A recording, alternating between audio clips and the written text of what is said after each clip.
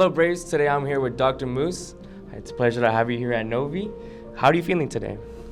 Well, I'm feeling wonderful, Emmanuel. This opportunity to speak to Brave Nation is absolutely exciting for me, and I'm flattered and honored to be here talking with you. I know the work you and your fellow students do in this program, and I think it's absolutely wonderful. It's great to be a part of it. I have some few questions for you because I heard that you're actually retiring, so I just want to get like a final interview with someone very important like you, Dr. Moose. So first question for me would be, how would you describe your experience as a superintendent of Alvord? Well, it's been a wonderful experience. You know, as a superintendent of schools, you have the opportunity to touch so many lives, not only our students and our staff, but the entire community and even the city. So this has been a wonderful opportunity. The Alvord community has embraced me and my work. They've been incredibly supportive, and here 6 years later, I'm happy to leave with a legacy that I'm very, very proud of, and hopefully the community feels the same way.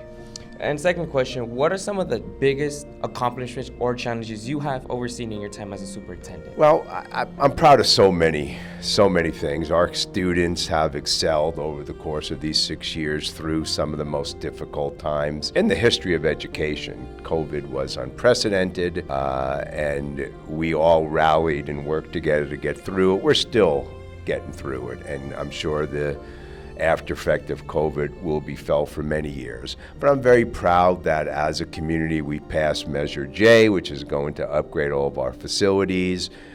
We've been able to continue to be competitive, compensating our staff so that we have the best and brightest of teachers and staff members here.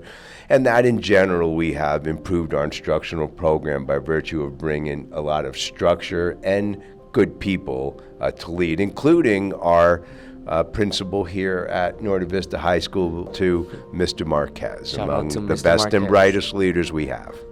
And thirdly, what are some of the biggest challenges you have faced and how do you navigate them? Well, again, COVID, it's hard to have any conversation about the challenges that educators have faced the last few years without mentioning COVID. But I think it's the aftermath of COVID that's been even more of a challenge. So much learning loss, the mental health challenges so many students are facing, and of course that touched the Brave community very recently as well. And we have done our best to address those issues. We have built out our pupil services division. We have a lot more social services, a lot more social workers, a lot more counselors. Our crisis teams have been very active. So I'm very proud of the work we have done to respond to that challenge. And what are the most proud of in terms of the impact you had on students, teachers, and the community? Well, back to the bond that this community passed, having the trust in this organization, the Board of Education and our leadership team and all of our schools, to agree to pass a bond which now allows us to build out our schools, build our stadiums, just improve our campuses so that all of our children will have the opportunity to have the best facilities and facilities that are competitive with our neighboring school districts. We live in an era of choice, and the education consumer is looking for the best opportunity for their kids, and well, they should. So it's wonderful for us to be able to remain competitive and at the same time bring a lot of other people from all over the region into our communities on weekends and evenings to see just how wonderful a place Alvord is. And what advice would you give to the next superintendent who will be taking over the district? Well, I actually have given the next superintendent a lot of advice because she's currently our assistant superintendent of schools, and that's Dr. Resma Byrne. She doesn't need my advice because she's already student-centered, and she knows what acting in the best interest of students is all about. So she's going to be a great superintendent. I'm very excited that she's going to follow me and continue the great work that we started. And what's the first thing you plan to do for your first day of retirement? Well, I have told everyone that while I'm retiring from my superintendency, my day job, I'm going to continue to teach at the university level where I've been for 14 years at Cal State Fullerton, teaching the next generation of education leaders. So I'm going to just continue that work, probably do a little bit more of that. But the answer to that question is I'm going to sleep in. And what are your favorite things to do while you're not working?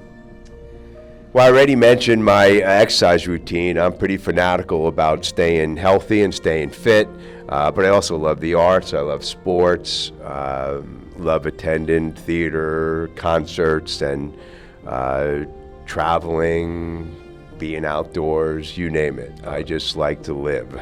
And any last words or comments that you have for your students, community, or board members? Absolutely. Just continue to keep the focus on students. This business we're in, it's a business, and you can't lose sight of the fact, and the higher you go, the more you recognize that, yes, it still is a business you're running, and you have to be mindful because we are stewards of the public trust. And our community invests in us, and it's their taxpayer dollars that we run our schools. And with that in mind, you still have to make sure that every decision that you make, you are doing it in the best interests of students. It's a cliche, and it rings hollow in some places.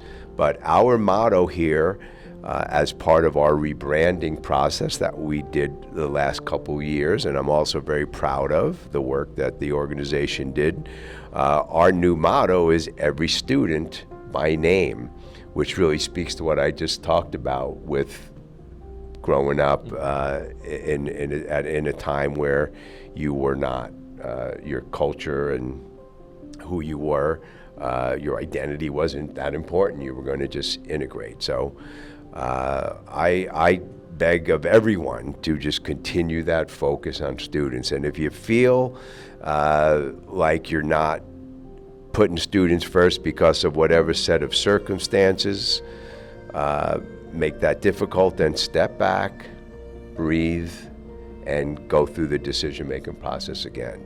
And until you're sure that that decision is in the best interest of kids, don't make it. All right. Thank you very much, Dr. Moose. I really appreciate it. Thank you for coming to Novi. Emmanuel, my pleasure, and good luck to you at Cal State Northridge, and I'll probably see you on TV someday in the future because you're really good at what you do. Thank you very much, Dr. All right, Moose. We man. appreciate it.